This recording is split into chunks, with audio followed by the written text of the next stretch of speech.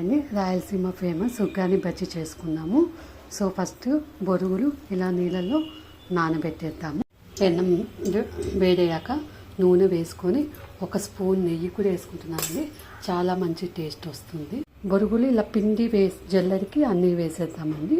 ఇదిగోండి, జల్లెల్లో పిండి వేసుకొని ఏమన్నా కింద పెట్టాను. ఇంకా ఏమన్నా నీళ్ళు ఉంటే ఎక్స్ట్రాక్ట్ అయిపోతాయి. ఇలా పిండడం వల్ల మనకి బొరుగులు మెత్తగా రావు. సో నెయ్యి ఆయిల్ హీట్ అయ్యాక కొంచెంగా మినపప్పు క్రిస్పీగా వస్తాయండి, నోటికి బాగా తగులుతాయి. జీలకర్ర, ఆవాలు, 2 ఒట్టిమిరపకాయలు, ఇప్పుడు ఆనియన్స్ వేసానండి. దీంతో పాటు ఒక పచ్చిమిర్చి కూడా వేసాను. యాక్చువల్లీ మనము పెద్దవాళ్ళు అయితే 9 to 10 పచ్చిమిర్చి వేసుకోవచ్చండి.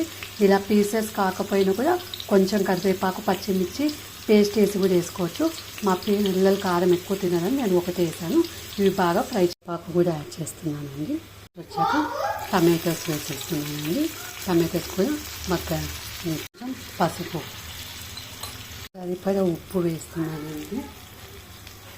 అలాగే కొంచెం కొబ్బరి పొడి, కొంచెం పప్పుల పొడి అండి.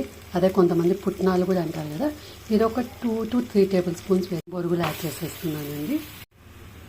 ఇలా కలుపుకొని సిమ్లో బొరుగులు వేడి చేసుకోవాలండి. బొరుగులు వేడి అయిపోయాయండి, ఆఫ్ చేస్తున్నాను. బొరుగులు బజ్జీలు రెడీ టు ఈట్, ఎంజాయ్.